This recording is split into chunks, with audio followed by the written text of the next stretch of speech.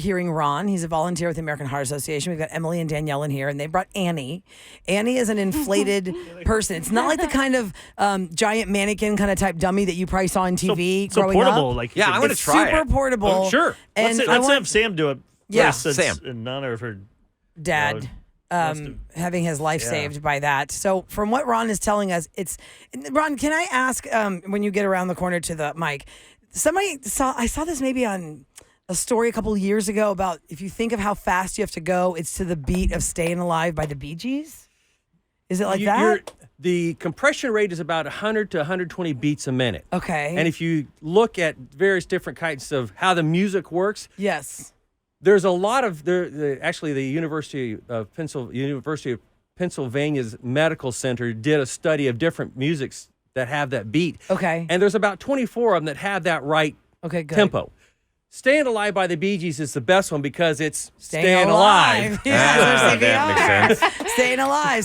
So what we're learning is it's all about compressing on the chest so you can get the oxygen to the brain to keep the person alive. So there is no real wrong way to do it as long as you're hitting the right part of the chest? That's correct. And the right part of the chest is the valley of the chest about an inch up from the bottom of the breastplate. So if you can take your fingers and put your fingers at the bottom of the breastplate and come up about an inch, that's the bottom of the hand where you want the hand to be, in that valley of the chest. And Ron, you can't get sued if you're trying to save someone's life, right? That's a concern that a lot of people have, is that they're going to be sued if something goes wrong. But every state in the United States has a Good Samaritan law. That Good Samaritan law precludes you from being held responsible for the consequences. As long as you're making a best effort to save someone's life, you're not going to be sued. Got it. Yeah, because I remember watching TV and movie shows where somebody would punch the person in the chest. What was that about? Interesting that you say that. When I do my presentations, I talk about it's a Mission Impossible 3 where it's a long story, but suffice it, she bangs him in the chest. He pops up after stopping his heart. Oh, yeah. And they're running a marathon to get out of Thailand. It's not that way. No, it's not that real. way. That's moving. You actually have to do the compressions. Is the only way. Get the brain started.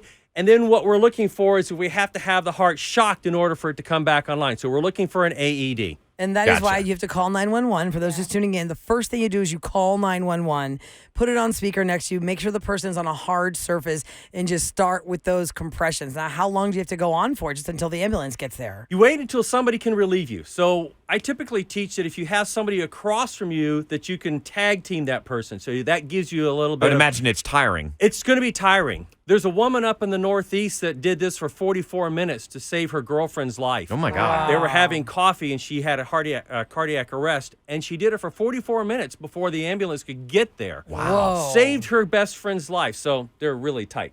I'd say. And Sam, did you say your dad was pretty sore after, he was... Oh, my gosh. He's still really, really sore. Does he have bruises on his chest from it? And they had to use, I call them the paddles, but...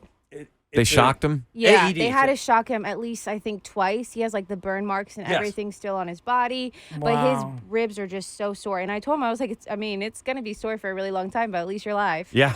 Better that than the alternative. Absolutely, exactly. So if you're just tuning in, Ron's about to show Sam how to properly do CPR, and we'll all watch along and learn so that we can, learn something today on the Roula Ryan Show. No, we can do it ourselves. Go ahead, Ron. What do we need to do?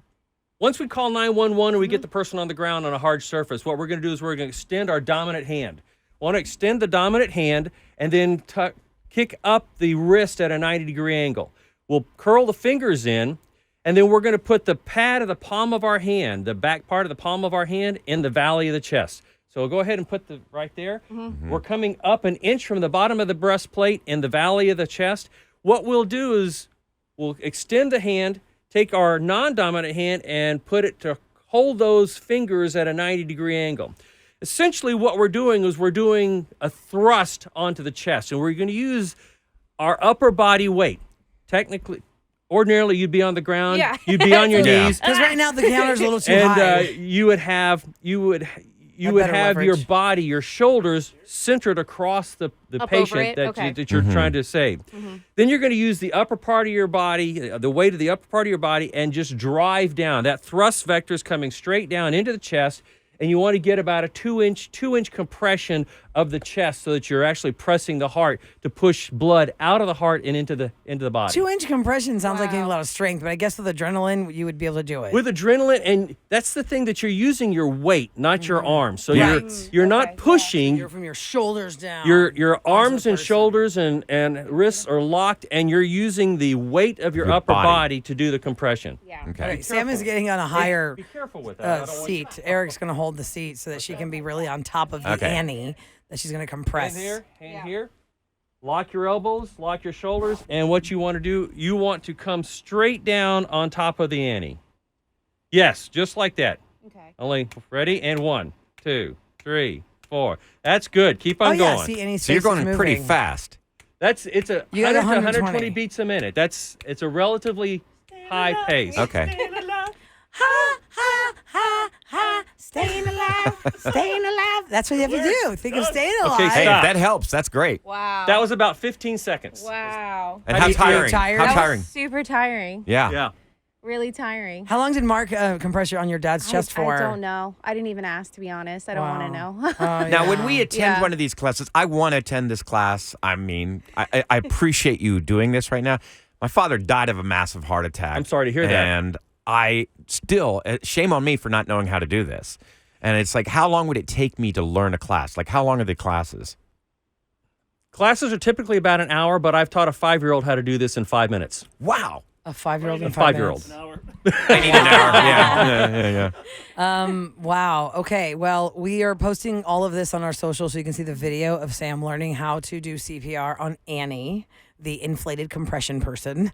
And just share this video with your family. Maybe they're a big fan of the show. Yep. They learn this. It could save somebody's This life. is so 100%. important to learn. So important. Yeah. Thank you Yes. guys so much for coming in and doing this with us. So Emily, Danielle, and Ron, thank you so much. It's heartwalk.org, guys, if you want to get involved with one of the walks that the American Heart Association is doing. And another website is cpr.heart.org. Correct.